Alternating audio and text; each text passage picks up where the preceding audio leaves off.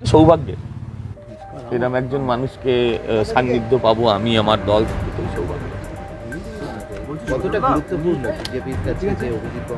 আপনাদের উপস্থিতি বুঝিয়ে দেয় যে উনি কতটা গুরুত্বপূর্ণ।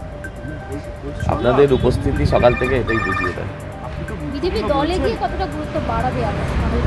গুরুত্বপূর্ণ লোক সবসময় গুরুত্বপূর্ণ হন, হ্যাঁ, আর বিজেপি তাকে যেভাবে গ্রহণ করছে তাতে আপনারাও বোঝেন যে স্বাভাবিকভাবে তাকে দল কাজে লাগাবে, হ্যাঁ, এবং মানুষের চোখে উনি অনেকটা দেবতার মতন, ফলে আমরা মনে হয় বিজেপিও সমৃদ্ধ হবে। এবং ওনার যে লড়াইটা অন্যায়ের করাপশানের বিরুদ্ধে, যার জন্য একটা বড় প্ল্যাটফর্ম যেভাবে উনি খুঁজছেন, আমার মনে হয় সেটা উনি পেয়ে গেলেন। গতকাল তাপস রায় তারপরে এবং হচ্ছে কি ভগবান আজকে কিন্তু যাদের চাকরি গেছে তারা কিন্তু পাল্টা আবার করতে যাচ্ছে, এবং তার যে রায় দুঃখবাদ দুষ্ট বলে তারা করতে আবার যাচ্ছে। তারা সবাই যাচ্ছে না, যারা দু একজন যাচ্ছে তারা কোনো না কোনো পক্ষের সান্নিধ্যে অনেক আগে থেকেই আছে। ভালো করে খোঁজ নিয়ে দেখুন, কারণ রায়গুলো সেদিন পছন্দ হয়েছিল, আজকে তাহলে রায়গুলো পছন্দ হবে কেন? তৃণমূল যাচ্ছে কোর্টে, সেটা মানা যায়, তারা যাবে কেন?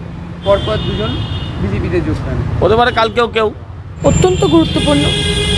তাপসদা অত্যন্ত ইম্পর্টেন্ট সিনিয়র একজন নেতা, এক্স টিএমসি, এবং সব থেকে ইম্পর্টেন্ট হচ্ছে যে তাপসদার অত্যন্ত স্বচ্ছ মানুষ।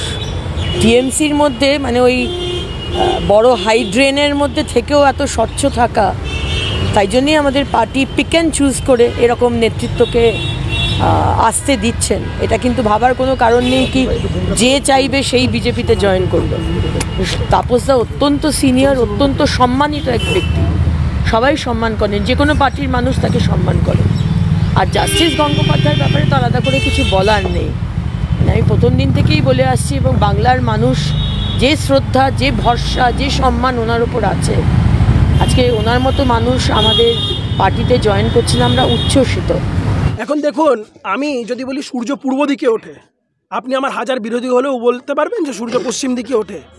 তৃণমূল কংগ্রেসের চুরিটা এই সূর্য পূর্ব দিকে ওঠার মতন। তৃণমূল কংগ্রেস যে চোরেদের দল, এইটা সূর্য পূর্বে ওঠে, এটা যতটা সত্যি, তৃণমূল কংগ্রেস চোরেদের দল, এটা ততটাই সত্যি করেছেন।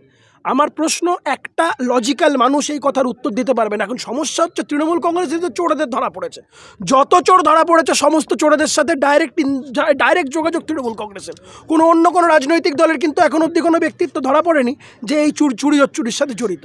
তো খুব স্বাভাবিক কারণে তৃণমূলের চোরেরা ধরা পড়েছে, তৃণমূল এই ধরনের কথাবার্তা বলবেন। একজন বিচারপতি তার নিজের আসনে বসে তিনি ন্যায় বিচার দিয়েছেন, এবং সেই ন্যায় বিচার দেওয়ার ফলে বাংলার মানুষের চোখে তিনি ভগবান রূপে পূজিত হচ্ছেন।